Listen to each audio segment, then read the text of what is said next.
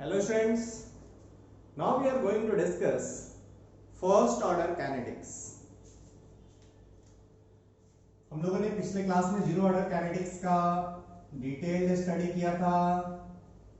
Now we are going to study first order kinetics. मान लो कोई भी आप रिएक्टेंट से पी, ऑब्वियसली जैसे हम लोग जीरो ऑर्डर रिएक्शन में पहले 1 मोल माना था, वैसे यहां भी हम लोग फॉलो करेंगे ट्रेंड. पहले हम लोग 1 मोल मानेंगे, उसके बाद हम लोग क्या करेंगे, इसको further number of mole change करके वापस से देखेंगे. ओके, आप बोलेंगे एक्सपेरिमेंटली जो इस केस में रेट लॉ डिटरमाइन हुआ for this chemical reaction, experimentally जो डिटरमाइन हुआ that was the equation of the rate, that is K concentration of R raised to the power 1. So it is order 1. Now आप कहोगे students कि rate को जो हम लोगों ने पहले डिफरेंशियल फॉर्म जो लिखा था that was minus dr by dt. क्यों? क्योंकि यहाँ पे स्टोइकोमेट्रिक कोएफिशिएंट 1 है. यदि n होता तो ये minus 1 by n r d by dr by dt हो जाता. So आप equation number 1 and equation number 2 को मर्ज करें, then what you will get, minus d concentration of R by dt, that will be equal to what? K concentration of R. Clear है? First order kinetics में, यहाँ तक फिर से एक बार मैं रिपीट कर रहा हूं, फर्स्ट ऑर्डर काइनेटिक्स में कंसंट्रेशन ऑफ रिएक्टेंट के रेज टू द पावर 1 होगा, means rate is directly proportional to concentration of R.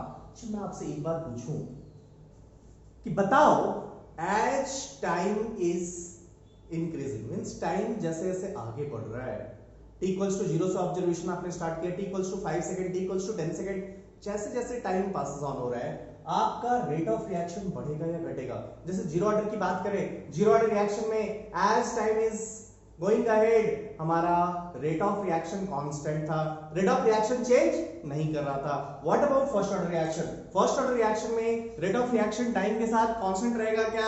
You will say no, क्योंकि रिएक्टेंट का कंसंट्रेशन टाइम के साथ कांस्टेंट रहने वाला नहीं है. कैसा भी ऑर्डर हो, जीरो ऑर्डर हो, फर्स्ट ऑर्डर हो, सेकंड ऑर्डर हो, रेट ऑफ रिएक्शन आप बोलेंगे रिएक्टेंट का कंसंट्रेशन टाइम के साथ तो डिक्रीज ही करने वाला है. ये क्लियर है?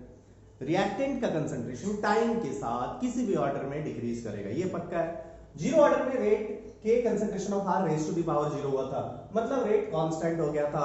फर्स्ट ऑर्डर रिएक्शन की बात करेंगे, K concentration of R raise to the power 1 हुआ है, मतलब जैसे जैसे कंसंट्रेशन R डिक्रीज करेगा रेट ऑफ रिएक्शन भी डिक्रीज करेगा. वैसी बात है कि जैसे जैसे हम आगे बढ़ रहे हैं अपने कार की स्पीड डिक्रीज करती चली जा रही है. पहले जो स्पीड था अब वो नहीं रह गया है, कुछ इस टाइप की हम लोग बात कर रहे हैं. और जब जीरो ऑर्डर रिएक्शन में हम लोग बात कर रहे थे उस इंस्टेंट पे कार की स्पीड कांस्टेंट थी.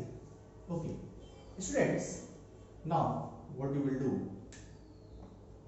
यहां से आप देखोगे तो minus D R by concentration of R is equals to K dt आएगा. क्लियर हो गया होगा? यहां से आप देखोगे D concentration of R by concentration of R minus K dt. अब इंटीग्रेट करने का टाइम आ गया, आप इसको इंटीग्रेट करें तो dr by r is ln r minus kt plus integration constant c. आप बोलोगे इस इंटीग्रेशन कांस्टेंट को आपने क्यों लिया है, पहले भी आई फिर बाद c ले लो या i ले लो. आप बोलोगे भैया इंडेफिनिट इंटीग्रेशन आपने परफॉर्म किया है, ऑब्वियसली करना ही होगा. Now for calculation of this integration constant what we should do, initial condition को हमें पुट करना चाहिए. हमें पता है t इक्वल्स टू 0 पे प्रोडक्ट 0 है, रिएक्टेंट इसको मैं r0 बोल रहा हूं. यदि r0 बोलूं तो आपको क्या पता है, at t equals to 0 concentration of R equals to R0. Clear हो गया आपको? अब यदि ये है तो आप सब्स्टिट्यूट कर सकते हो और सब्स्टिट्यूट करके इजीली आप निकाल सकते हो. सब्स्टिट्यूट करने के बाद मुझे क्या दिखाई दे रहा है, चलें जल्दी. हमें सब्स्टिट्यूट करने के बाद जो दिखाई दे रहा है दैट इज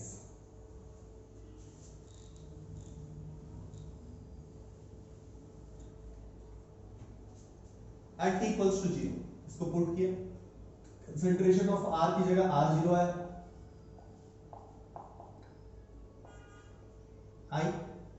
आई की जगह ये सब्स्टिट्यूट कर दिया, मीन्स आप इस इक्वेशन को थर्ड इक्वेशन बोलें, आवर थर्ड इक्वेशन से ये आया, एंड थर्ड इक्वेशन को हम लोग लिख सकते हैं क्या, एल आर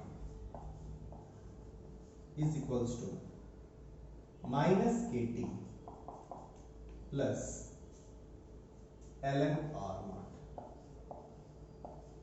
लिख सकते हैं। स्टूडेंट्स बहुत आसान है, ऐसा कुछ भी नहीं जो हो नहीं सकता, आप सब कुछ कर सकते हैं। अब कुछ स्टूडेंट समझ रहे होंगे ln x dx ये क्या, dx by x को ln x क्यों लिखें, आपके मन की भ्रम है, थोड़ा सा मिटाओ। खास करके बायोलॉजी ओरिएंटेड स्टूडेंट्स जो होते हैं वे मान के चलते हैं कि ये सब चीज हमें नहीं पढ़नी है, बस आप मन में जो बिठाते हो ना, इसी के कारण आपको प्रॉब्लम होती है।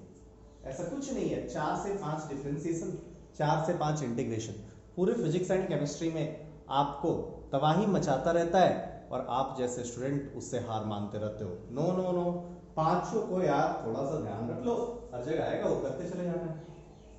चलिए ना, मुझे ये जो दिख रहा है मैं इसको थोड़ा सा रीअरेंज और करूं तो मुझे दिख रहा है ln r minus ln r not is equals to minus K, ln y minus ln x याद आ गया होगा आपको, this one is ln y by x is equals to minus के।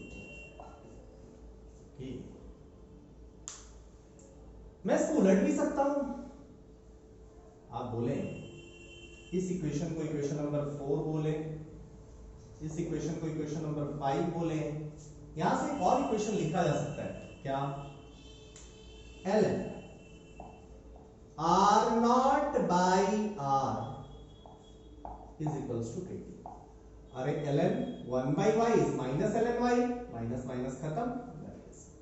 मतलब ये वाला इक्वेशन आइदर इक्वेशन 5 हो या इक्वेशन 6 हो स्टूडेंट्स, बहुत इजी है। कैसे कैसे ध्यान रखना है, ये तो हो गई मैथमेटिक्स की बात। कुछ भी होगा ये ध्यान ही रखना हो गया, ध्यान लिखना ही होगा, तो ये तो आपको पता होगा कि ln y by x equals to something आता है, kt आता है। अब ये होगा कि माइनस kt वाला एक्सप्रेशन या ये वाला एक्सप्रेशन लिखे, या आप फंसोगे कहीं, बहुत इजी। कैसे, आपको पता है कि k is positive and t is positive, तो इधर वाला तो पॉजिटिव है, यदि पॉजिटिव है तो ये भी पॉजिटिव होना चाहिए। और as you know ln x का ग्राफ ऐसा होता है, x का वैल्यू यदि ग्रेटर देन 1 आया तभी ये पॉजिटिव होगा, मतलब ये वाला रेशियो ग्रेटर देन 1 होना चाहिए। एंड r नॉट क्या है, इनिशियल कंसंट्रेशन, r क्या है, eight any time t concentration, concentration eight any time t। तो आप बोलोगे एनी टाइम t रिएक्टेंट का कंसंट्रेशन तो घटेगा ही, सो ये तो इससे कम ही होगा। सो ये चीख के कह रहा है कि r नॉट बाई जो आपको RT दिख रहा है, this value is greater than 1। If this value is greater than 1 तो ये वाली चीज पूरी आपको पॉजिटिव दे देगी। सो आप जब ऊपर में ज्यादा और नीचे में कम लिखेंगे और उसके साथ जब LL लगाएंगे, मतलब ये वाली वैल्यू ग्रेटर देन 1 है, पॉजिटिव होगा, सो KT लिखेंगे। और जब इसका उल्टा लिखेंगे, ऊपर में कम लिखेंगे, नीचे में ज्यादा लिखेंगे, तो उसकी वैल्यू आपको आराम से माइनस KT देनी होगी। स्टूडेंट समझ में आया कि नहीं आया? बहुत आसान है यार ये। सो फाइनली जो 6 नंबर का एक्सप्रेशन हुआ वो ln r by r naught equals to e to the power minus kt। ये एक्सप्रेशन को हम लोग इस एक्सप्रेशन को बहुत यूज करेंगे, इसमें कोई डाउट नहीं है। सो 6 वाला एक्सप्रेशन या 5 वाले एक्सप्रेशन को बहुत हम लोग यूज करेंगे। सो मैं एक बार और लिख देता हूं, ln, कुछ नहीं सोचना है, यदि मैंने ऊपर में ज्यादा लिखा, बस इसी को फॉलो करो, यदि ऊपर में ज्यादा लिखा मतलब क्या है, ये पॉजिटिव होगा, मतलब KT होगा।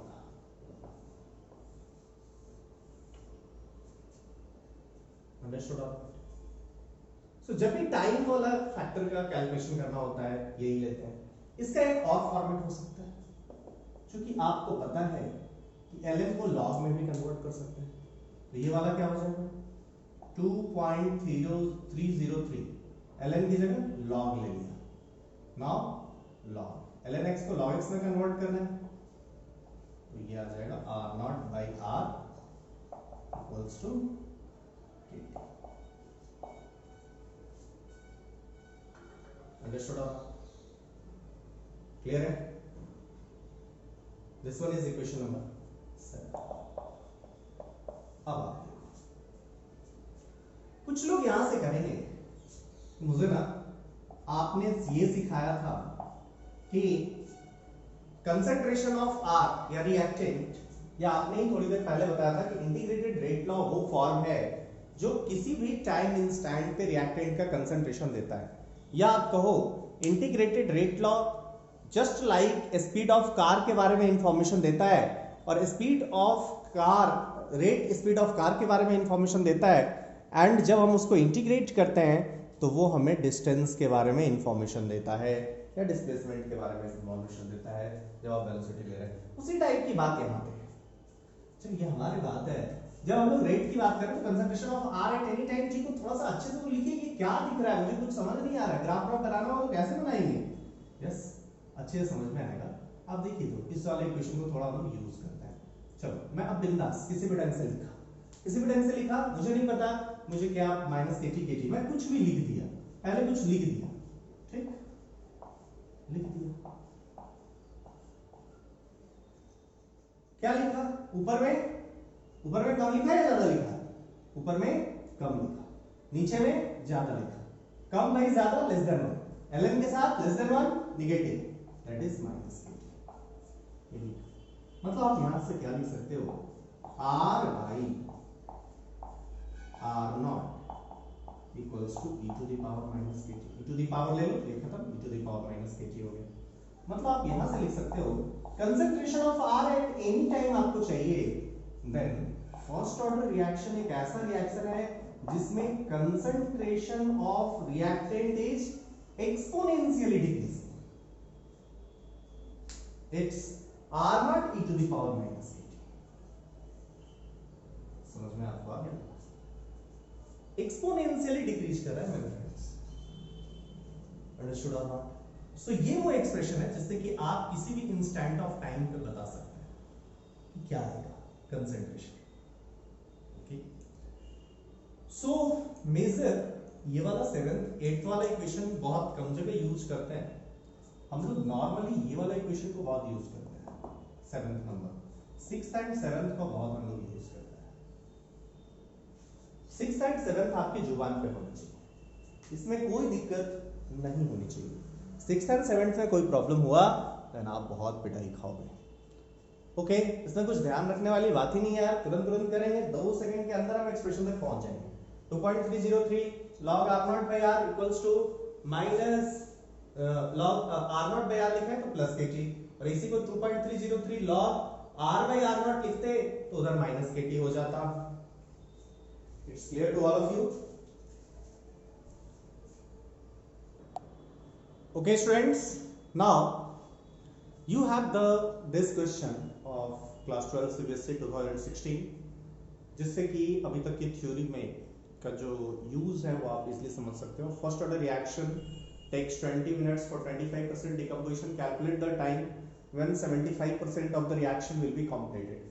देखो ऐसा मैंने सेलेक्टिवली ये क्यों पूछा बोर्ड के लिए, नहीं बाबू मैंने ये इसलिए लिया है बिकॉज ये हर एग्जाम में पूछ सकते हैं।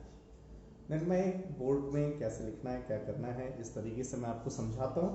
हम लोग जेई में जे एडवांस की तो बात हमेशा करते रहते हैं, शायद आप लोगों की शिकायत भी है कि मैं थोड़ा सा बोर्ड की बात नहीं करता, तो चलो आज मैं वो भी किए लेता हूँ।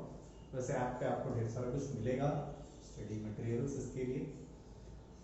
First order reaction takes 20 minutes for 25% decomposition. Calculate the time when 75% of the reaction will be completed. Okay. कोई केमिकल रिएक्शन है, जैसे मान लो ये एक ही रिएक्शन है, लेट के क्या लिया रेट कांस्टेंट, या पूरा लिखिए जैसे बोर्ड में लिखते हैं, K is rate constant of the reaction, K is rate constant of the reaction. T1 मैंने लिया time required to complete 25% reaction. Okay, I have taken time T2. T2 is what? Time required to complete 75% reaction. Okay, दो time लिया। अब initial concentration मैं जो use कर रहा हूं R nought equals to initial concentration, इतना चीज मैं यूज करूंगा। ठीक है, अकॉर्डिंग टू क्वेश्चन गिवन क्या है, T1 equals to 20 minute given है, ये गिवन है। चलिए अब हमें क्वेश्चन सॉल्व करना है इजीली। अब हम लोग फर्स्ट केस का देखते हैं, क्या दिया, 25% ऑफ द केमिकल रिएक्शन। चलिए मैं यही ले लेता हूं, 25% of the chemical reaction, first order reaction takes place 25%, 20 minutes, 25% decomposition, 25% decomposition हो गया। अब यहां से एक समझने वाली बात थी कि जो वहां पे हमने कंसंट्रेशन ऑफ आर लिखा था वो कौन सा कंसंट्रेशन था, obviously concentration of reactant at the time T. That was not reactant concentration, that was what, that was the available concentration of the reactant, reactant का जो अवेलेबल कंसंट्रेशन था। और यहां पे ये क्या कह रहा है, 25% डिकम्पोज हो जाए, 25% डिकम्पोज हो जाए, मतलब बचेगा कितना, 75 बचेगा। सो आप बोलोगे H1 means at time, H1 कौन सा बात कर रहा है, at time T1, at time T equals to T1। Time T1 पे क्या सिचुएशन है भैया, concentration of R at T1, आप क्या लिख सकते हो, concentration of R at T1 25% decompose हो जाए, तो बचे कितना, 75% in R means R nought into 0.75, that is 0.75 R nought हो गया। Clear to all of you. हम लोग अब बात की बात कर रहे हैं, इसके बेसिस पे क्या निकाला जा सकता है, बहुत इजी है यार। इक्वेशन लिखे हैं, अभी हम लोगों ने देखा 2.303 log, बिंदास कोई भी ऊपर लिख दो, R nought by R at any time T is equals to, ऊपर वाला ज्यादा है ना, KT रहेगा। अब T1 टाइम के लिए लिखिए, T1 टाइम के लिए लिखिए, यहां से क्या बचेगा, आप बोलोगे 2.303 log R नॉट बाय, यहां पे क्या आ जाएगा 0.75 R नॉट। आपने जस्ट क्या किया, इस कंडीशन को सब्स्टिट्यूट किया, एट टाइम T1 RT कितना हो जाएगा 0.75 R, ये वाला वैल्यू कितना आ गया, K टाइम्स T1। क्लियर है। केस 2 आपसे कुछ कह रहा है, केस 2 क्या कह रहा है, eight T equals to P2, यही निकालना है। कंसंट्रेशन ऑफ R क्या हो जाए, 75% रिएक्शन कंप्लीट हो जाए, मतलब बचेगा कितना 0.25 concentration of R not, initial concentration का जस्ट 25% बचे। चलिए मैं इस इक्वेशन को इक्वेशन नंबर 1 बोल देता हूं। ओके, चलिए केस 2 के लिए इक्वेशन क्या हो जाएगा, 2.303 log R nought by RT, RT कितना, RT कितना, अब यहां पे RT इस T2 टाइम, T2 टाइम में कितना है 0.25 RG, पुट कर दिया, पॉजिटिव ही होगा, कौन सा टाइम पुट किया है T2। This is equation number 2। अब आपके पास दो इक्वेशन है, अननोन कितना है? ओनली 1, नहीं निकल जाएगा। अरे यहाँ दो अननोन है, K अननोन है एंड T2 अननोन है, लेकिन आपको चाहिए क्या? T2। तो K निकाल के क्या करेंगे? बेटर क्या है, आप दोनों को डिवाइड कर दीजिए। किसको डिवाइड करेंगे? हमें निकालना क्या है? T2। ओके, तो इसी को डिवाइड कीजिए। मतलब आप क्या इक्वेशन लिखेंगे? Second by 1। सेकंड बाय 1 लिखा तो क्या हो जाएगा? KT2 इधर, KT2 KT1, मतलब उधर प्रोडक्ट साइड पहले लिख रहे हैं। KT2 प्रोडक्ट साइड के रिएक्टेंट में और KT1 प्रोडक्ट साइड के न्यूमरेटर में KT2 और डिनोमिनेटर में KT1। तो KT2 by KT1, K cancel, then this will be T2 by T1। इधर क्या आ जाएगा बाबू? इधर आ जाएगा 2.303, 2.303 से यहाँ कैंसिल होगा। नहीं समझ आ रहा तो पूरा लिख के देख लो ना यार। 2.303 log R0 by 0.25 R0 divided by 2.303 log R0 by 0.75 R0। Clear ना? R0 खत्म, यहाँ भी खत्म, 2.03 खत्म, ये तो पहले ही खत्म हो गया है, का है नहीं है, यहीं पे खत्म करो। ये सब खत्म हो गया। आया क्या फाइनली? अभी जो इक्वेशन आपके पास होगा वो इक्वेशन क्या है? तुरंत जरा देखिए। हमें जो मिला है that is T2 by T is equals to क्या आ गया? log 1 by 4 डिवाइडेड log क्या है? जल्दी 4 by 3। क्लियर? इसको सॉल्व करना पड़ेगा। सो T2 निकालना है, T1 इंटू log 1 0 होता है तो क्या ना? अरे हाँ, ये क्या हो जाएगा?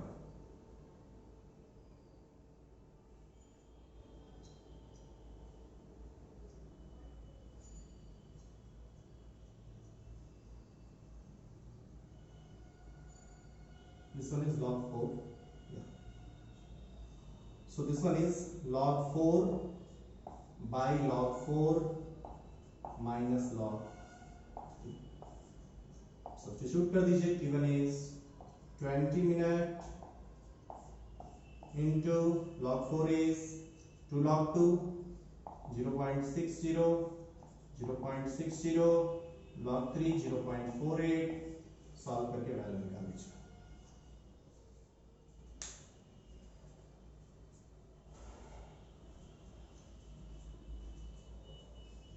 This was the question number 1 by which you can solve। अब मतलब कभी भी किसी भी टाइम पे आपको दिया हुआ रहेगा तो इस मेथड से आप मतलब एक टाइम पे कुछ दे देगा कंसंट्रेशन, या एक टाइम के लिए कुछ बता देगा और दूसरे टाइम पे पूछेगा, तो वहां से K हमेशा खत्म हो जाएगा। ठीक है? और एक वेरिएबल का इक्वेशन है यार, कंसंट्रेशन ऑफ AT या लॉग, इसी इक्वेशन को देख रहे हैं, log 2.303 log R0 by RT equals to KT, K R0 by R at any time T equals to K into T, K unknown T unknown, ये दे दिया, K दे दिया तो T निकाल सकते हो, T दे दिया, RT दे दिया, K का वैल्यू निकालना कल ही कहा। ये सब तो यार फॉर्मूला कोडिंग क्वेश्चन होगा, इसका कोई मतलब बनता नहीं होगा। चलिए तो आगे हम लोग बढ़े। अब हम लोग थोड़ा सा पहले थ्योरी करेंगे, क्वेश्चंस आपको बहुत सारा मिलता ही रहता है। So let's start theory. Theory में क्या करेंगे? कैरेक्टरिस्टिक्स ऑफ, या नोट करके जो भी लिखेंगे, characteristics of first order reaction.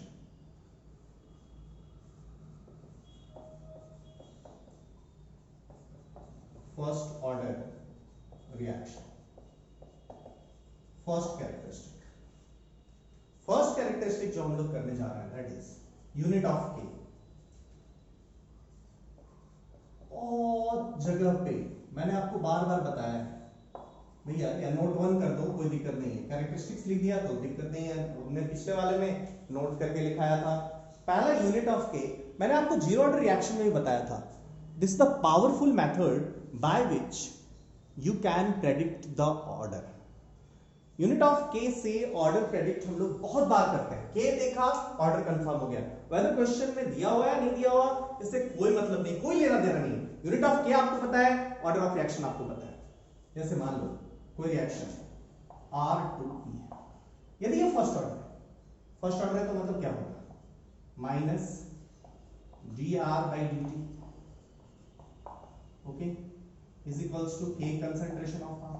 और आपको पता है इसका क्या हो जाएगा, इसका ऑर्डर कंसंट्रेशन बाय टाइम, और इधर कंसंट्रेशन है, मतलब K का जो यूनिट होगा वो टाइम इनवर्स होगा। कंसंट्रेशन का कोई भी बात आपको नहीं दिखा, पर सेकेंड, पर मिनट, पर आवर ऐसा कहीं भी देखेगा। K दे दिया 10 पर आवर, K दे दिया 10 पर मिनट, K दे दिया 10 पर सेकेंड, K दे दिया 5 पर आवर, मतलब खत्म हो गया। अब दिया कोई भी क्वेश्चन दे दिया, उसमें K का वैल्यू ऊपर ले, R2P बताओ, ये सब कैलकुलेशन करना है, ऊपर दे दिया 5 per hour, K is 5 per hour, मतलब आपको फर्स्ट ऑर्डर पता चल गया कि ये फर्स्ट ऑर्डर रिएक्शन ही हो सकता है और कोई नहीं हो सकता। नाउ यूनिट ऑफ K आपको समझ में आ गया होगा। Next thing, second characteristic, as usual याद करें, जीरो ऑर्डर में यूनिट ऑफ K क्या आया था, जीरो ऑर्डर में यूनिट ऑफ K क्या आया था, K कंसंट्रेशन टाइम इनवर्स है ना, कंसंट्रेशन बाय टाइम या कंसंट्रेशन टाइम इनवर्स करो, सेकंड हाफ लाइफ या half time. Okay students, half life ये बहुत इंपॉर्टेंट बात है और यहां से बहुत क्वेश्चन सॉल्व होंगे। ऐसे फर्स्ट ऑर्डर पे बहुत टाइम हम लोग स्पेंड करेंगे, बहुत सारे क्वेश्चंस करेंगे, इतना ज्यादा डिस्कशंस होंगे, बट फिर भी यहाँ पे बहुत इंपॉर्टेंट बातें हैं। क्या जरा देखिएगा, हमने अभी जो इक्वेशंस निकाले, क्या ln वाला ही लेते हैं। ln मैं कुछ भी लिख दिया, r लिया था, ln concentration of R0 by R, ठीक है, ln R0 बाई R ये लिया, इज इक्वल्स टू क्या आया था, ऊपर ज्यादा तो positive, clear.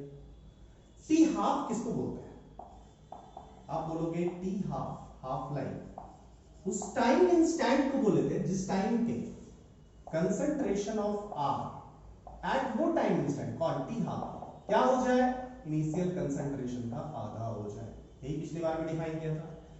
Eight T equals to T half concentration of R at that time initial concentration का हाफ हो जाएगा। सब्स्टिट्यूट किया तो क्या है, एल, अब यहां पे R nought by R at that time, R nought by T या 0.5 आर इज इक्वल्स टू क्या आ गया, के टी, टी कौन सा है, टी हाफ। अंडरस्टूड आपका, क्लियर है। या आर नॉट इसको लिख दो 0.5, ये ऊपर चला गया, आर नॉट कैंसिल हो गया। सो यहां से आपको दिखा कि T half is coming as ln2 by k।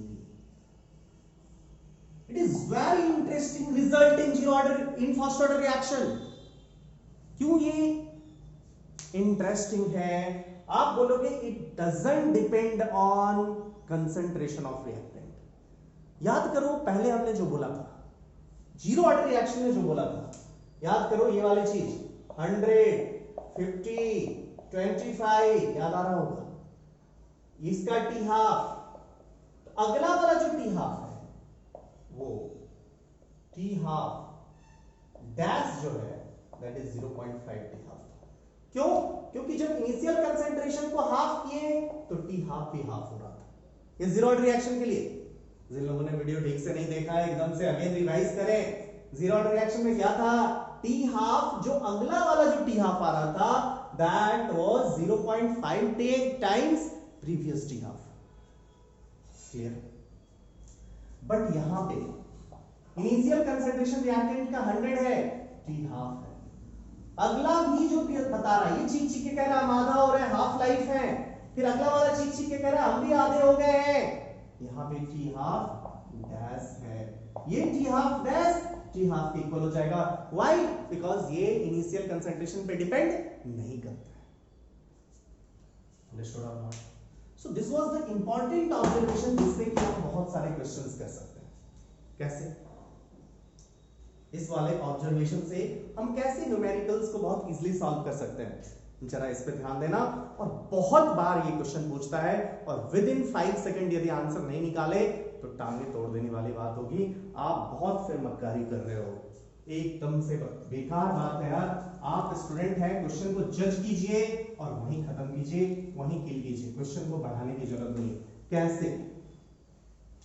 Simple यार, जैसे तुमसे क्वेश्चन पूछा, एक क्वेश्चन दिया,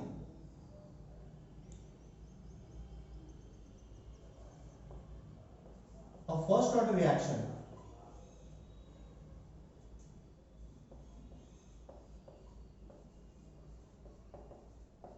is 50% completed, is 50% completed in 40 minutes.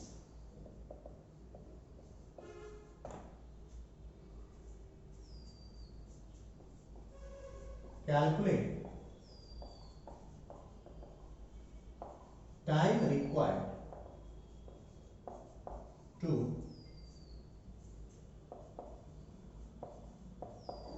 complete 75% range. आप कहोगे अभी तो आपने क्वेश्चन डिस्कस किया था, अरे वो कुछ 25% कंप्लीट हो रहा था तो 75% कंप्लीट होने में कितना टाइम लेगा, ये आपने अभी तो किया था। आया था ना? आया था कि नहीं आया था? यस, आया था। अब आप इस क्वेश्चन में कैसे, इस क्वेश्चन को भी उसी मेथड से बना ही सकते हैं। Then why you are wasting time, video time waste कर रहे हो फालतू में, यूट्यूब को भी परेशान कर रहे हो। यूट्यूब भी कितना डाटा आपका रखेगा। ओ मेरे भाइयों, ऐसा नहीं है। ये जो डेटा दिख रहा है ना, ये डेटा चीख के कह रहा है कि विद इन 5 सेकंड में आपको आंसर देना है। कैसे? जैसे देखिए, लेट्स सपोज इनिशियल कंसंट्रेशन आपने R0 माना या 100 माना, 100 माना, तो 50% कंप्लीट होना मतलब 100 से 50 आ जाना। अभी इनिशियल ये क्या है? Concentration of R at any time t। ये कौन सा है? 0 टाइम पे। चलो मैं लिख के देता हूं, अच्छे से लिख के देता हूं। ऊपर में कंसंट्रेशन ऑफ R, नीचे में टाइम है। Concentration of R 100, time 0। Concentration अगला R 50, टाइम कुछ इस टाइम को t हाफ बोलेंगे। क्यों? क्योंकि आधा हो जाए। सो अच्छा, ये रिएक्शन चीख के कह रहा है कि हाफ लाइफ मेरा 40 मिनट्स है। अब कह रहा है 75% कंप्लीट हो जाए, मतलब बचे कितना? अब कंसंट्रेशन ऑफ R 25 हो जाए। अच्छा, तो ये भी तो आधा लग रहा है। यस, ये भी आधा लग रहा है। It's also half. If it is also half then obviously यहां भी तो अगेन फिर t हाफ होगा। 0 फिर t हाफ, या इनफैक्ट क्या है 2t हाफ। यहां से यहां आने में t हाफ टाइम लगेगा, यहां से भी यहां जाने में जितना टाइम 100 से 50 जाने में लगेगा, 50 से 25 होने में भी उतना ही टाइम लगेगा। अच्छा, इसका मतलब वहां पे आपने कहा था कि डिक्रीज कंसंट्रेशन में जो डिक्रीज होगा वो टाइम कांस्टेंट होगा। जैसे 100 से 90 उतना ही देर में, 90 से 80 उतना ही देर में, 80 से 70 उतना ही देर में, 70 से 60। और यहां पे आप क्या बोल रहे हो? यहां पे कह रहे हो जितना 1/2 टाइम, फिर 1/2 टाइम सेम कहानी। कुछ लोगों के दिमाग में और भी गुंजा होगा, अच्छा ये वाला चीज आप कह रहे हैं ना, तो मुझे ऐसा लग रहा है कि 10th का भी कुछ ऐसा ही रेशियो मिलेगा। Yes, you are correct. क्यों? क्योंकि भैया ln R0 बाई समथिंग, कुछ भी मान लो ना, समथिंग x टाइम्स R0 कर दिए, x टाइम्स डिक्रीज हो रहा है, दैट विल बी क्या हो जाएगा? k into t। ये तो कैंसिल हो जाएगा और वो टाइम हमेशा एक कांस्टेंट क्वांटिटी जनरेट करेगा। यदि वो कांस्टेंट क्वांटिटी जनरेट करेगा तो 100 से 100/x, फिर 1/x हो जाए 100/x²। ये हमेशा, यदि ये t होगा तो ये भी अगला भी टाइम t ही होगा। ये चीख के तो नहीं कह रहा है। अब यहां पे इनिशियल कंसंट्रेशन 100/x रख दिया, फिर फाइनल 100/x, वो तो वही आ गया। शुड और नॉट क्लियर है या नहीं? सो आप बोलेंगे कि 50% पहले इस टाइप को बनाओ, फिर हम दूसरे टाइप के भी क्वेश्चंस पे आते हैं। जो मैंने पिछले जीरो ऑर्डर रिएक्शन में बोला था कि भैया कोई भी मल्टीपल में दिखाई दे, 100 दिखाई दे, 50 दिखाई दे, 25 दिखाई दे, 87.5 दिखाई दे, ये सब देखें तो थोड़ा सा आप सोचें।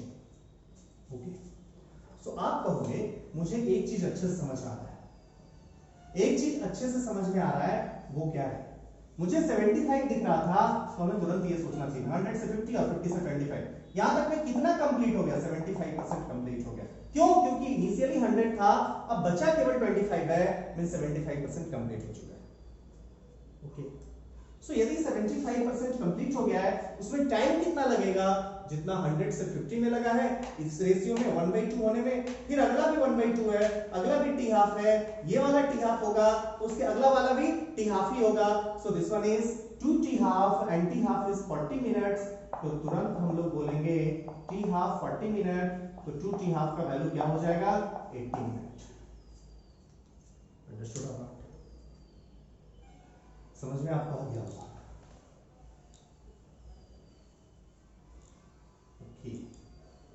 सर ये आपसे अच्छे से हो गया, तो आपसे अगला पार्ट भी अच्छे से हो जाएगा। क्यों? Time required to complete 75% reaction था, इसको आप कर दो time required to complete 87.5% reaction. जल्दी फटाफट फटाफट आंसर करेंगे, फटाफट आंसर करेंगे, हो गया होगा इजली। अरे बोलो भैया, 100 से 50, 50 से 25, 25 से 12.5, 87.5 कंप्लीट कह रहा है, मतलब बचा कितना? 12.5। तुरंत आपको दिखा होगा, अच्छा ये तो 100 के मल्टीपल वाला है, ये तो इसी ऑर्डर में मिल जाएगा। 100 से 50, 50 से 25, 25 से 12.5, हो गया ना 87.5 कंप्लीटेड। अब हर टाइम में ये भी टी, ये भी टी, ये भी टी, अरे नहीं आया, नहीं आया, मतलब ये क्या हो जाएगा? Answer is 3t। 3t का मतलब कितना? 3t का मतलब 120 मिनट्स। सो इसका आंसर 120। कितना सेकंड लगा? 5 सेकंड से ज्यादा नहीं, मैं लिखा हूं इसलिए ज्यादा टाइम लगा। आप क्वेश्चन पढ़ते खत्म करेंगे कहानी। अंडरस्टूड और नॉट? क्लियर है भैया? नेक्स्ट क्वेश्चन मैं थोड़ा चेंजेस करता हूं, बस इसी क्वेश्चन को थोड़ा फॉर्म में चेंज किया। अब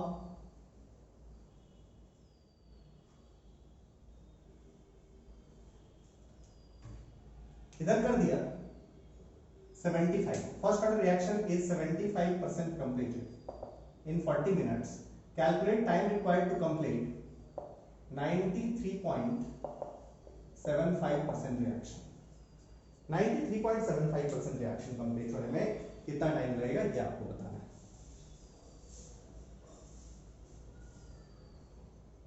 बहुत इजी है, अगेन स्टूडेंट्स बहुत इजी है, होना चाहिए, बिल्कुल होगा, घबराना नहीं है। यस, फिर से देखा 75 वाला अल्लाह का आता है, वही वाला ऑर्डर तो नहीं हो जाएगा, कैलकुलेशन से बहुत बच जाएंगे ना, प्रीवियस मेथड से जाएंगे, T1 T2 करके दिखाई था यार कितना टाइम लगा। इसका मतलब ये नहीं है कि बोर्ड में ये मेथड अप्लाई देना, बोर्ड में पूरा लिख के ही करना, आपको आंसर पता हो जाए तभी लिख लेना, पता नहीं क्या करेंगे वो लोग। 100 से 50, 50 से 25, 25 से 12.5, मुझे दिख रहा है 93.75, मतलब मुझे दिख रहा है 6.25, यस 6.25। यहां से यहां गए, हो गया ना, यहां से यहां गए तो कितना? 93.75 कंप्लीट हो गया। दिया कितना था? ये वाला दिया था, इसको टी माना, अगेन टी टी टी, दिया कितना था? 2t का वैल्यू दिया था, 2t कितना? 40, t कितना? 20, ये आपको निकालना कितना है? 40, 40 मतलब 80, 80 minute answer.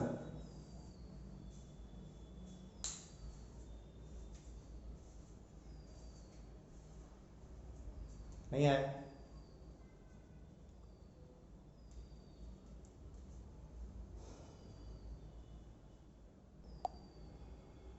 My dear students, ये कॉन्सेप्ट समझ में आने के बाद आपको एक और क्वेश्चन मैं देता हूं और उसके पीछे का भी कॉन्सेप्ट इजीली समझ में आएगा। मैं इस क्वेश्चन को थोड़ा जस्ट चेंज किया, थोड़ा टिनी अमाउंट। क्या चेंज किया? सब कुछ वही रहने दिया, जस्ट ये वैल्यू चेंज किया और ये वैल्यू चेंज किया। okay. क्या फर्स्ट ऑर्डर रिएक्शन कितना परसेंट कंप्लीटेड? तुरंत यार कह दिया कि 90% completed. Calculate time required to complete, कितना रिएक्शन? कह दिया आप 99% रिएक्शन वाला निकालो। तो ये वाला कैसे आपको समझ आया? देखो मुझे ये चीज बड़ा अच्छा लग रहा है, क्यों? जरा देख लो, मैंने कहा 100 से 10 होने में और 10 से 1 होने में, जरा इसलिए देखो 100 से 10 होना और 10 से 1 होना, 100 से 10 होना, 10 से 1 होना। आप कहना क्या चाह रहे हैं? बहुत इजी बात है यार, देखो तो K T equals to Ln 100 initial concentration by 10, 81 ये वाला टाइम है। K T2 भी यदि बोलोगे तो इनिशियल कंसंट्रेशन कितना? अब 10 हो गया और फाइनल कंसंट्रेशन कितना? 1। ये भी तो यही लिखा, मतलब इनफैक्ट कह सकते हो T1 equals to T2 लिखा। मतलब आप ये कह सकते हैं, या जो आप समझ रहे हैं वही मैं कहना चाह रहा हूं। अभी आपने एक सीरीज किया था क्या? 100 से 50, 50 से 25, 25 से 12.5। यहां कंसंट्रेशन किसमें था? जीपी सीरीज में। यहां भी कंसंट्रेशन किसमें है? 1/10 पे 1/10 जीपी सीरीज में। If concentration is in GP series, बड़ा अच्छा होगा, वो फर्स्ट ऑर्डर रिएक्शन में प्रॉपर्टी होता है। Remaining concentration of reactant will be in GP series. अभी हम लोग प्रूफ करेंगे इस बात को, आप लिखेंगे, देखेंगे, ध्यान से समझेंगे। अब ये जीपी सीरीज आपको दिख जाए, कुछ सोचना ही, कॉमन रेशियो वाला कुछ फैक्टर आप देख लो और इजीली लगाते चले जाओ, T1 T2 इक्वली रहेगा। आप सॉल्व कर लो, सॉल्व भी करोगे यही आएगा। जो आपके मेथड्स हैं, जो मैंने क्वेश्चन मेथड का डिस्कस किया, आप करो, यही आपको दिखाई देगा। ये ऑब्जर्वेशन होती है, इस ऑब्जर्वेशन से आप पकड़ते हैं कि क्या इस क्वेश्चन को ऐसे भी उड़ाया जा सकता है। ये आपको सीखना है, ये आईआईटी एग्जाम के लिए जरूरी है, ये चेंज। आप घर किसी भी मेथड से सकते हैं, नो टेंशन।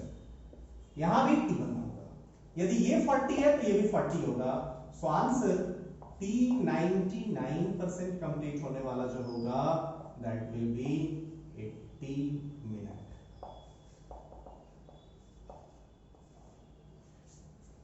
क्लियर है? समझ में आ गया होगा? नेक्स्ट ले हो गया? अरे उड़ गया कि फिर से आ गया? फिर से एक बार एक और क्वेश्चन लेते हैं।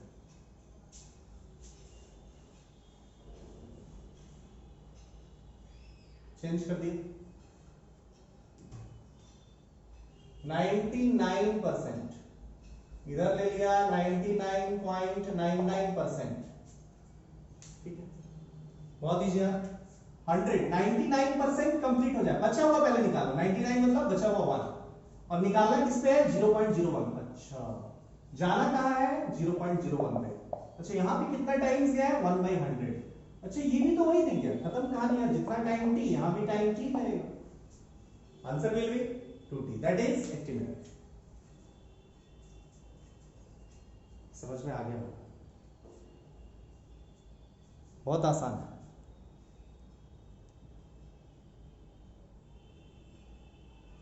इसी का अगला भी क्वेश्चन ले सकते हैं आप। इसी का नेक्स्ट पार्ट भी बहुत इजीली आप डील कर सकते हैं। क्या तो आप तो YouTube से ही पढ़ेंगे। लोग सोच लेते हैं YouTube में ही पढ़ लेंगे। अरे भाई, YouTube में फ्री लाइव कंटेंट ही अवेलेबल है। अभी तक YouTube में अच्छे टीचर्स आए ही नहीं।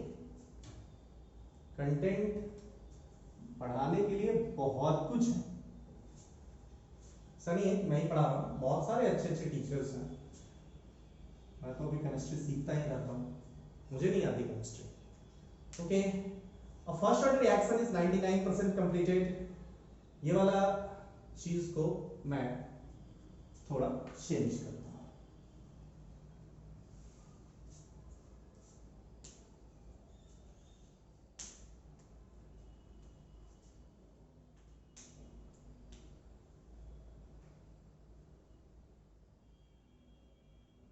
सेवेंटी 75%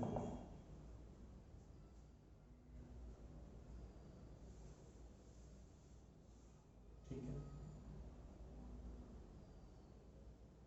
एंड इधर लिया। अब बोलोगे ये वाला तो डिस्कस कर ही लिया था, इसी का एक और मेथड डिस्कस करना है। 100 से 25, दैट इज 100 से 25, और फिर 25 से कितना 93.75, मतलब 6.25। ये 1/4 है और ये भी 1/4 है। पिछले मेथड से भी ऐसे ही आता है, पिछले मेथड से भी आपका 80 मिनट ही आंसर आया था, और इस मेथड से भी 80 मिनट ही आंसर आया। क्लियर है कि नहीं? क्लियर है? क्लियर है? एक और चेंजेस दिया। नेक्स्ट 100 से first order reaction is completed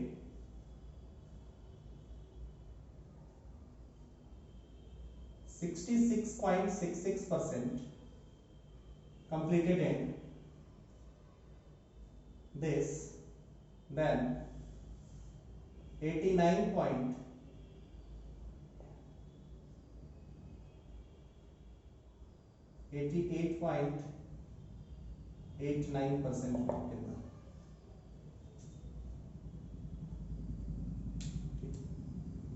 66.6% complete होने में, मतलब 100 से कितना लगा, वो कितना गया, बचा कितना 66.66 कंप्लीट हो गया, मतलब बचा कितना, मुझे ये लग रहा है बचा है 33.33, 33.33 दैट इज 100/3। अगला क्या दिया है 88.89% कंप्लीट हो गया, मतलब 11.11% बचा हुआ लग रहा है, यही ना। सो दैट इज 100/9 मुझे दिख रहा है। सो इसका यदि t है, इसका भी t होगा, आंसर इज अगेन 80 मिनट। समझ में आ गया होगा, ये बेसिक थी। अब आपको ये कॉन्सेप्ट समझ आ गया होगा। अब इस कॉन्सेप्ट को, ये जो जीपी सीरीज वाली बात है, उसको थोड़ा और एलेबोरेट मैं करता हूं। जरा आप देखिए,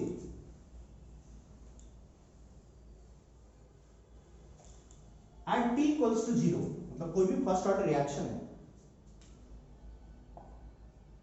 this is the first order reaction R2P। मैं एक टाइम t ले रहा हूं और यहां पे concentration of R at time t लिख रहा हूं।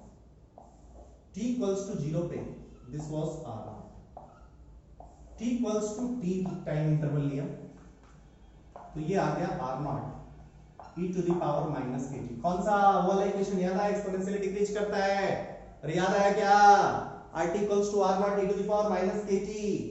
t इक्वल्स टू 0 पे R0, t टाइम के बाद R0 e to the power minus kt लिया, 2t टाइम के बाद this one is R0 e to the power minus 2kt, 3t time के बाद this one is R0 e to the power minus 3kt, 4t time के बाद R0 e to the power minus 4kt। Time interval equal first order reaction, 2t put किया 2kt हो गया, 3t put किया 3kt हो गया। कुछ दिख रहा है, e to the power minus kt से मल्टीप्लाई किया तो ये आ गया, again e to the power minus kt से मल्टीप्लाई किया तो ये आ गया, नहीं दिख रहा, R0 e to the power minus 2kt, again e to the power minus kt से मल्टीप्लाई किया R0 e to the power minus 3kt, again e to the power minus kt से मल्टीप्लाई किया R0 e to the power minus 4kt। दिख गया होगा या ये क्या है, ये सब क्या है, मतलब टाइम इंटरवल इक्वल हो तो रिएक्टेंट का जो रिमेनिंग कंसंट्रेशन है, concentration of reactant eight time t है, that will follow GP series for first order reaction. Understood और नॉट? तो इसको नोट देके या अगला कैरेक्टरिस्टिक्स में जो भी हो नोट देके आप लिख लीजिए। क्या in equal time interval, in equal time interval, in equal time interval, in equal interval of time, concentration of reactant will follow,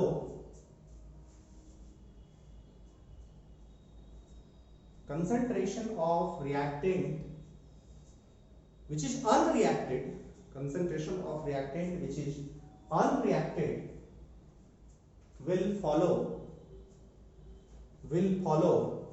GP series, GP series with common ratio, with common ratio, common ratio क्या है?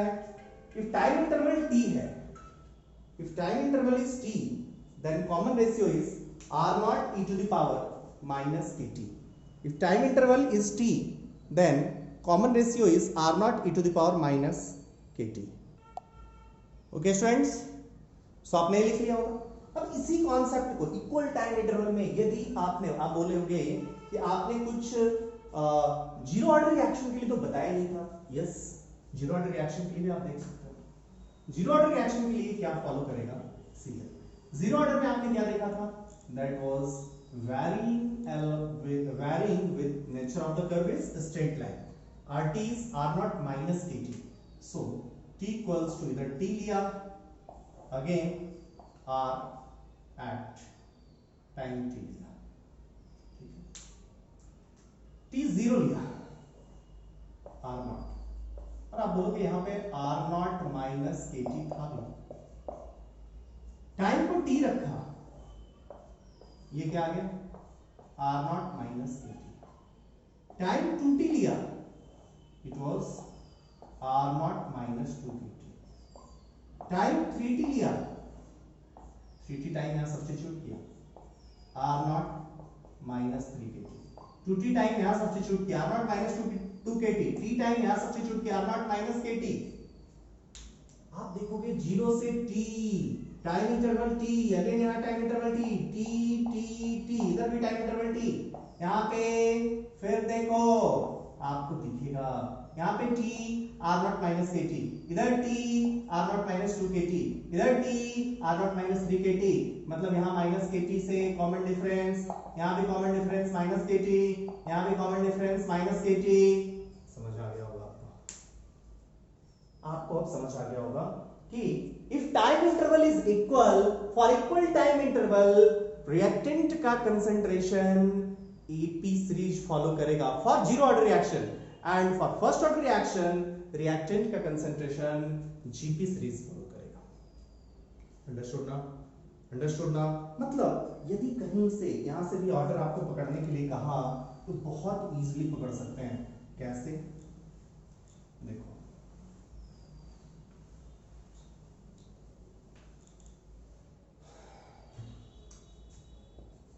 T concentration of R, T equals to 0 पे दिया 100, 10 minute के बाद दिया 90, 20 minute के बाद दिया 80, 30 मिनट के बाद दिया 70। देख रहे हो? Time interval equal, series minus 10 minus 10 minus 10, AP series खत्म। और यदि इसी टाइम इंटरवल में आपको GP सीरीज मिलेगी, ऑर्डर ऑफ द रिएक्शन आप बोलोगे वो 1 होगा। देखो इसको बोला 100, 10, 1, 0.1, देख रहे हो 1/10 से डिक्रीज करता जा रहा है, मींस ये क्या हो जाएगा? GP series. इसी को जस्ट मैं यूज कर रहा था, ये वाला टाइम कितना होगा, इसी का भी उल्टा आपको यूज करके दिखाया था।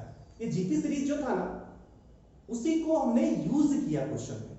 क्वेश्चन में कंसंट्रेशन पूछा था, टाइम इंटरवल इक्वल होगा, इस फैक्टर को यूज कर लिया, क्वेश्चन सॉल्व हो रहा था हमारा फटाफट। मतलब हर क्वेश्चन 5 सेकंड, जस्ट देखना है कि कॉमन रेशियो कितना मिल रहा है, बस क्वेश्चन उड़ता चल जाए। समझ में आई बात?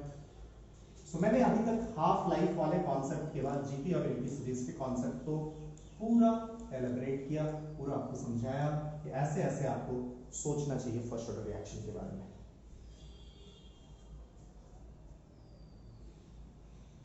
Now students we want to summarize the facts till now.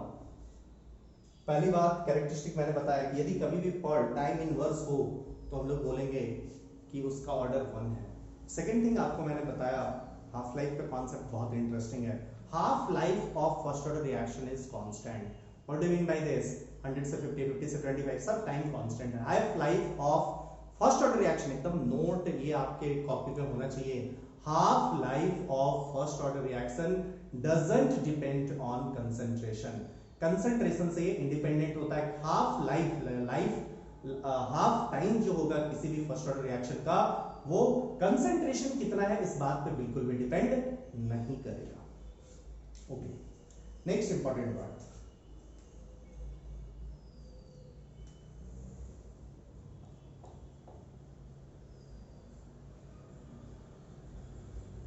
concentration of product।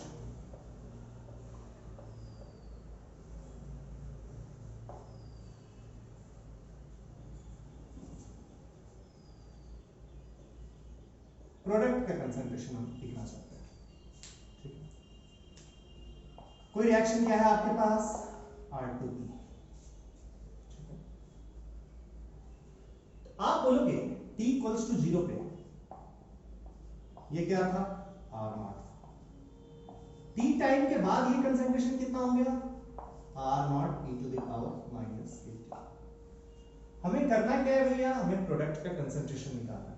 क्या हमारे लिए इसके पास कोई तरीका है? Yes, we have 2 methods. कैसे? पहले तो केमिस्ट्री लगाते हैं, फिर मैथमेटिक्स लगाते हैं, आपको बता देंगे, आप कर लेना। केमिस्ट्री कैसे लगाएंगे? हमें ये चीख चीख के कह रहा है कि 1 mole of reactant will be converted into 1 mole product.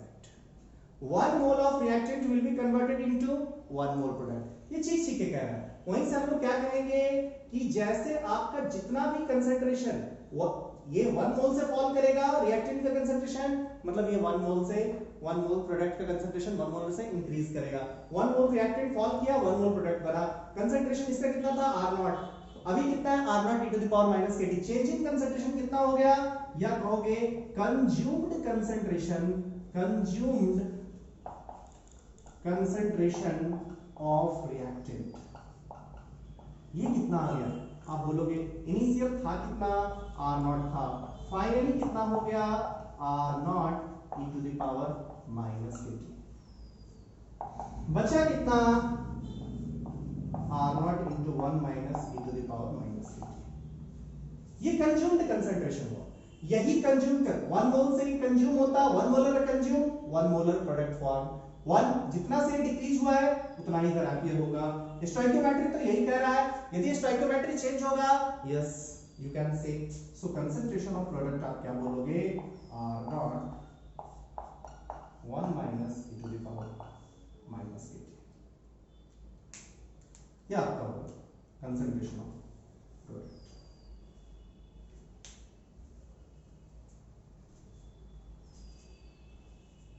Clear है?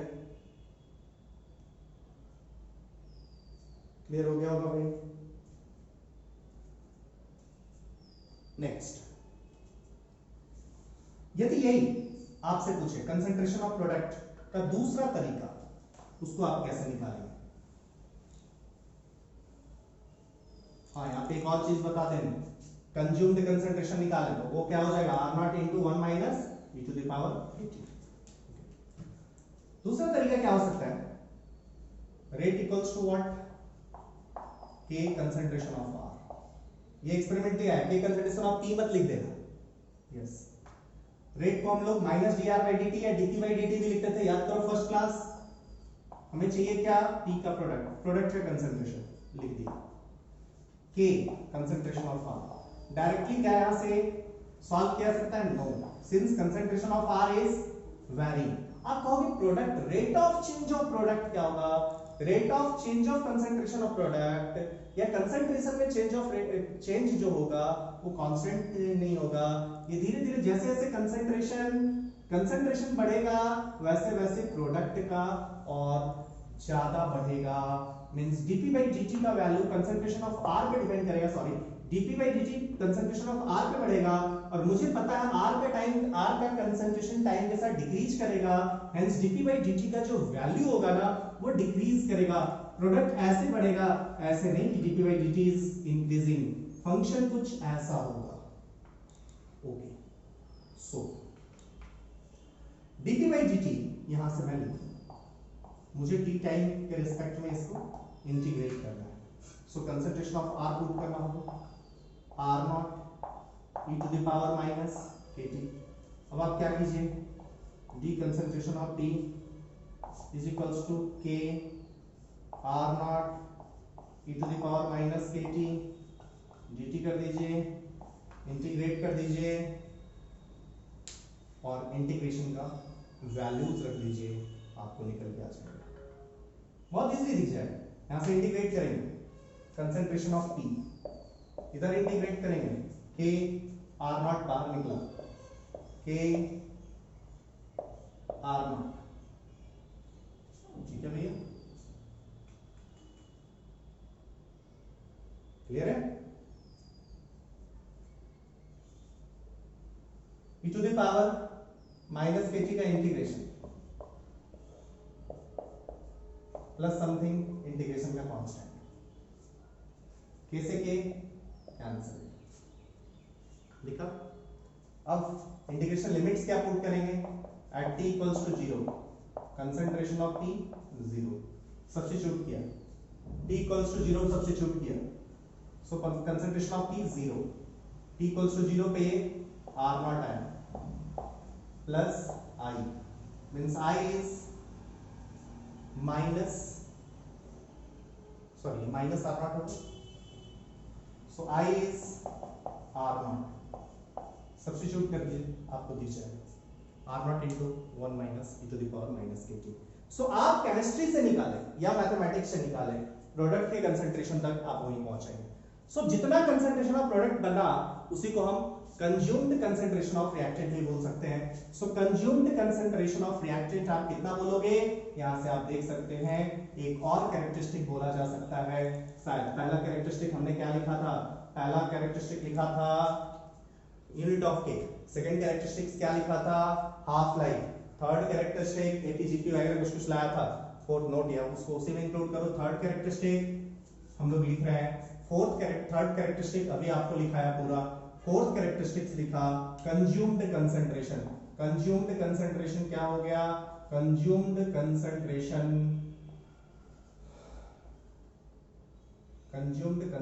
Of reactant, consumed concentration of reactant is what, R naught into 1 minus e to the power minus kt।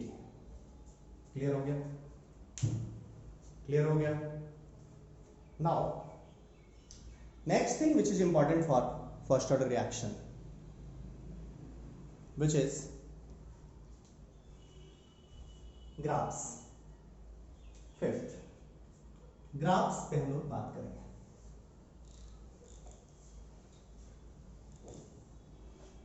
Graphs पे स्टूडेंट्स बहुत आसान, ड्रॉ फॉलोइंग ग्राफ्स। पहला rate versus concentration of R, second rate versus time, third concentration of R versus time, fourth concentration of P versus time, fifth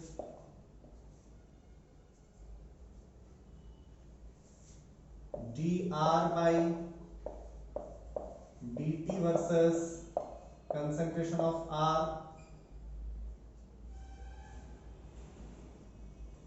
six d concentration of P by dt versus concentration of R, seven d concentration of P by dt versus concentration of versus time कर दो, eight d concentration of R by dt versus time, ninth d half versus concentration of R 10 10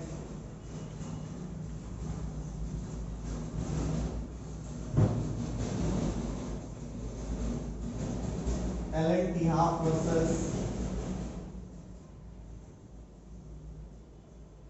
या आप इसको छोड़ दीजिए ln concentration of R versus time।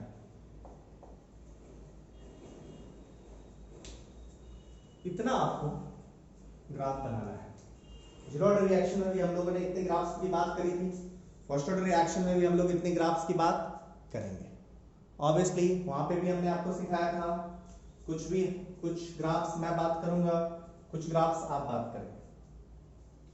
बहुत easily graphs की बात करें, इसकी बात हम कर लेंगे, इसकी बात हम कर लेंगे, इसकी बात हम कर लेंगे, इसकी बात हम कर लेंगे, रेस्ट आप करेंगे।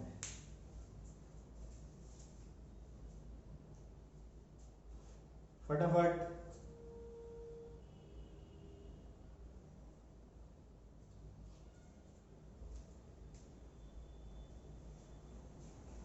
पहला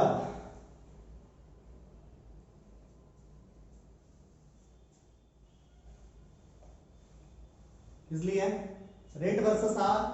पहला मैंने बताया था आपको, जब भी ग्राफ बनाना है घबराना नहीं है। जब भी आप ग्राफ बनाओगे क्या करोगे, पहले फंक्शन पता करो क्या है। फंक्शन क्या है, rate is equals to what, concentration of R. Rate क्या लिखा था, कंसंट्रेशन ऑफ आर के डायरेक्टली प्रोपोर्शनल होता है।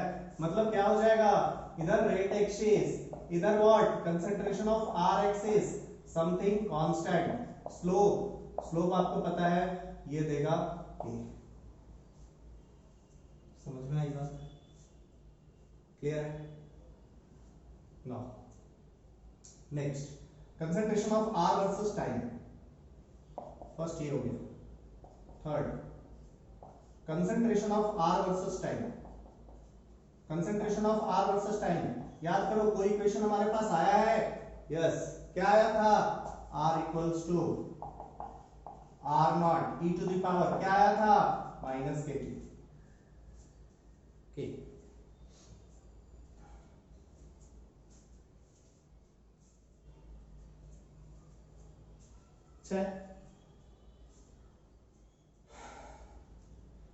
Concentration of R versus time हम निकाल सकते हैं क्या यहां से, बहुत इजीली यार।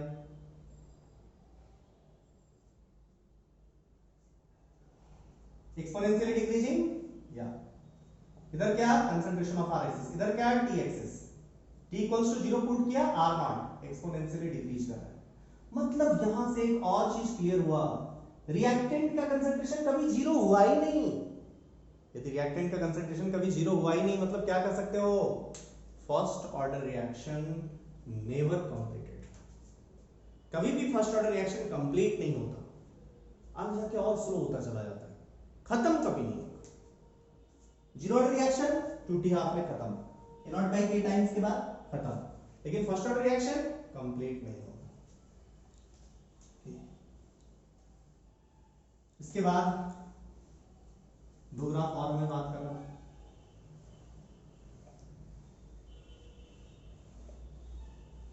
जो यूजुअली सब जगह रहता है वही मैं बात कर रहा हूं।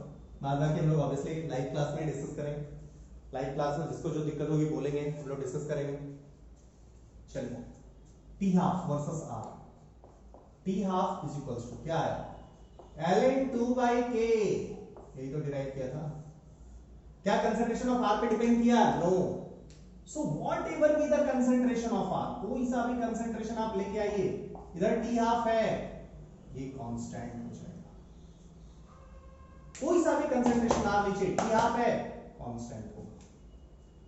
क्लियर है, क्लियर है। अच्छा, T half equals to ln 2/k, इसको हम लोग क्या बोलते हैं, एक और 0. ln 2 का वैल्यू क्या हो जाता है, 2.303 log 2 या 0.693। ओके, नेक्स्ट था ln concentration of R versus T। बहुत आसान है ना ये, यस। क्या अभी हम लोगों ने बात किया था क्या, ln बिंदास r बाई आर नॉट लिख दो जो लिखना है is equals to minus K T E to the power ले लो, नहीं ln r minus ln y by x, ln y minus ln x हो जाएगा कि नहीं, ln r minus ln r not is equals to क्या minus K T. मतलब यहां से क्या पता चला, ln concentration of r is equals to what, ln r not minus K T. Clear है। अब आप एक एक्सिस पे ln r ले लीजिए, दूसरे एक्सिस पे t ले लीजिए, you can draw. ln r not क्या होगा, इनिशियल कंसंट्रेशन कांस्टेंट होगा, ln ये कांस्टेंट का कांस्टेंट रह गया, कुछ कांस्टेंट और ये माइनस के टी से डिक्रीज करेगा। अंडरस्टूड और नॉट। सो समथिंग कांस्टेंट से ये ग्राफ डिक्रीज करेगा। सो इस एक्सिस पे ln r at any time t, इस एक्सिस पे टाइम क्या होगा, उससे डिक्रीज करेगा। अच्छा ये क्या ऊपर से ही जाएगा, राइट है। ln r नॉट क्या पॉजिटिव ही होगा, नो यार ये कैसे बता सकते हैं आप ln r पॉजिटिव ही होगा। ln r नॉट हाँ स्लोप इज ऑलवेज नेगेटिव, यदि इसकी स्लोप की बात करें देन इसका स्लोप माइनस के होगा। बट ये तो r नॉट का वैल्यू ग्रेटर देन 1 भी हो सकता है, लेस देन 1 भी हो सकता है, ये बोर्ड में आपसे पूछा जा सकता है। मतलब ग्राफ ऊपर से भी जा सकता है, नीचे से भी जा सकता है। ये कब होगा, जब r नॉट का वैल्यू ग्रेटर देन 1 होगा, ये कब होगा, जब r नॉट का वैल्यू लेस देन 1 होगा, ये कब concentration of r not less than 1, ये कब concentration of r not greater than 1। Books में जनरली ये वाला बना होता है। समझ में आ गया हो, क्लियर है। एनी डाउट्स इन ग्राफ्स तो बोलेंगे।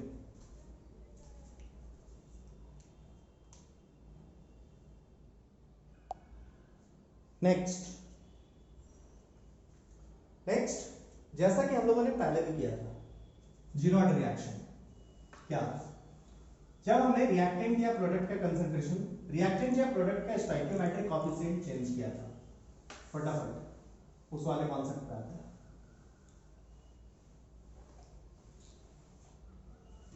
चलिए हमें क्या करना था, हमें भैया रिएक्टेंट था, इधर प्रोडक्ट है, रिएक्टेंट का कंसंट्रेशन कुछ, रिएक्टेंट में कुछ एन लगा दिया, पहले इधर चेंज किया, कोई दिक्कत नहीं। अब क्या आ गया, differential equation minus 1 by N D R by D T is equals to K concentration of R, हो गया ना। इधर क्या हो गया, D R by R is equals to minus K M D T, integrate किया, यहां से क्या आ गया, ln r is equals to K को समथिंग के डैश लिख दो, अंडरस्टूड। ये क्या हो जाएगा, मतलब वही सब कुछ आ जाएगा, बस ये वाला minus k into N into T हो जाएगा। व्हाट अबाउट हाफ लाइफ, वो भी वही आ जाएगा, हाफ लाइफ भी चेंज हो जाएगा, वो कितना हो जाएगा, आप बोलोगे दैट इज ln 2 बाई के डैश और n के आपको दिखाई देगा। आप यहीं से तो निकाल सकते हो। एट व्हाट टाइम 50% कंसंट्रेशन हो जाएगा, किस टाइम इंटरवल के बाद 50% आपको कंसंट्रेशन दिखाई देगा, r है, r not is r nought by 2, यहां से सब्स्टिट्यूट कीजिए, आपको वाला एक्सप्रेशन दिखाई देगा। मींस हाफ लाइफ जो होगा वो इंक्रीज कर जाएगा या डिक्रीज कर जाएगा, जरा देखो n से आपने डिवाइड कर दिया, यदि ये 2 हो गया तो 2 से डिवाइड हो गया, 2 से डिवाइड हो गया मतलब यार टाइम पहले 10 आ रहा था, यदि मान लो अब कितना आ रहा है 10 बाई 2 दैट इज 5, मतलब फास्टर हो गया। अब क्या कह रहा है, पहले क्या था 1 mole of r will convert into p, अब क्या है 2 mole of r will convert into 1 mole of p, understood ना, 2 मोल r गया। सो t हाफ पे डिफरेंस आया है। अंडरस्टूड और नॉट? अब आपकी जिम्मेदारी है कि आज इसको एमपी से करके आप खुद देख लीजिए कि क्या चेंजेस आएगा। नेक्स्ट हम लोग चलेंगे examples of first order reaction. हम लोग बहुत सारे फर्स्ट ऑर्डर रिएक्शंस पे खूब क्वेश्चंस करेंगे। आई थिंक इस पे हम लोग 3 आवर्स और स्पेंड करेंगे। फर्स्ट ऑर्डर रिएक्शन एक गैस फेज रिएक्शंस में कैसे कैसे क्वेश्चंस पूछता है, उस पर काफी कुछ काम होगा। एक लेक्चर तो ऑलमोस्ट उसी पे आ जाएगा, गैस फेज रिएक्शंस पे। तो उसमें कैसे जेई क्वेश्चन पूछता है, मेजर क्वेश्चंस जो होगा ना इसी पार्ट से होता है एग्जाम का। तो अभी कोई हड़बड़ी नहीं है, इस पे बहुत अच्छे से वर्कआउट करना है, कैसे केमिकल काइनेटिक्स के क्वेश्चंस को यहाँ से क्लिक करना है, कैसे खत्म करना है, बहुत अच्छे से आपका वर्कआउट करने की जरूरत है।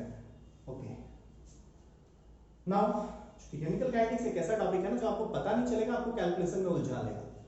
और कोई दूसरा मेथड से उसको करता, जैसे मैंने आज बात किया, दूसरे मेथड से बहुत फास्ट हो रहा था, लेकिन पहले मेथड से वो बल्कियर हो रहा था। आपको पता नहीं चलता कि आपके पास कॉन्सेप्ट्स की कमी है, लेकिन होती है।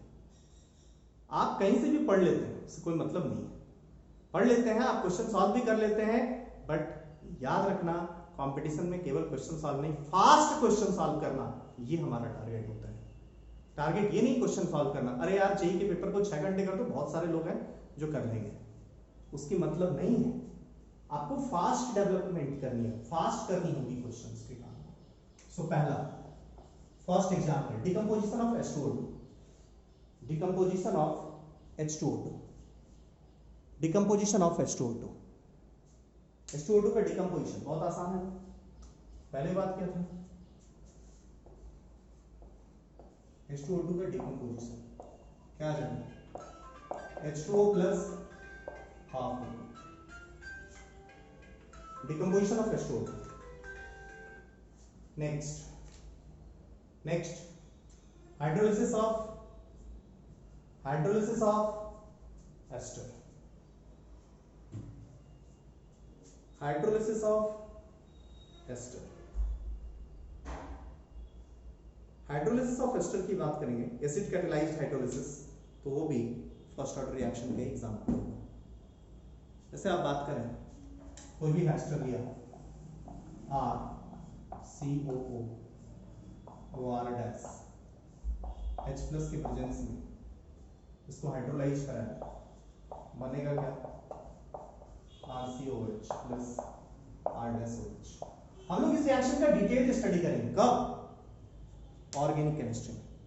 ऑर्गेनिक केमिस्ट्री के टाइम में हाइड्रोलिसिस है, H2O के साथ रिएक्शन भी। ऑर्गेनिक केमिस्ट्री के टाइम में हम लोग इसका डिटेल्ड स्टडी करेंगे, एक मैकेनिज्म बात करेंगे, लेकिन अभी बस ये पता है आपको कि फर्स्ट ऑर्डर रिएक्शन। ओके, अब हमारे आगे के लेक्चर्स की क्या प्लानिंग होगी। मैंने मोटा मोटी थ्योरी इस लेक्चर में आपका कवर किया, लेकिन अभी भी बहुत सारा पार्ट्स इस थ्योरी का, इस लेक्चर की थ्योरी का बचा हुआ है। इस थ्योरी से कुछ होना जाना नहीं, ये थ्योरी आप कहीं भी आपको मिल जाएगा, लेकिन अब जो कहानी शुरू होगी वो रियल स्टोरी है। How to solve questions fastly, first order reaction. यहाँ पे आपकी मेरी जरूरत, यहाँ तक पढ़ने के लिए आपको कोई मेरी जरूरत नहीं है।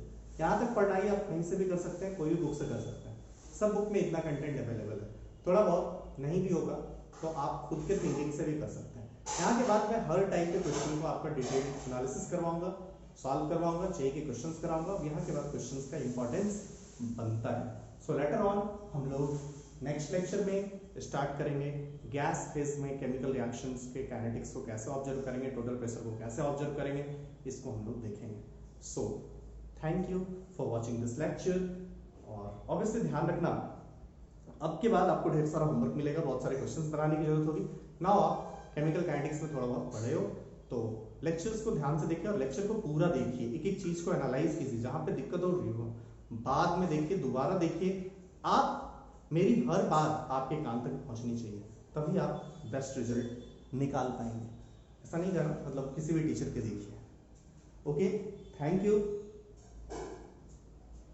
We will meet again in next part. Next part आपका होगा gas phase reaction. Gas phase reactions में केमिकल काइनेटिक्स को कैसे करेंगे, हाँ, और इसके और भी एग्जांपल्स होंगे जो हम लोग फर्स्ट ऑर्डर रिएक्शंस के ऑब्वियसली जितने भी न्यूक्लियर रिएक्शंस हैं, न्यूक्लियर रिएक्शंस में भी होंगे, तो आप एनसीईआरटी से देख के एक आध और ऐड कर लेंगे, यहाँ पे थोड़ा स्पेस भी छोड़ देंगे, लाइव क्लास में भी मैं कुछ एग्जांपल्स दे दूंगा, और सब टाइप के केमिकल रिएक्शंस का जब हम लोग एनालिसिस करेंगे तो ये वाला डेटा और आता चला जाएगा, तो इसके लिए आप वरीड ना होए।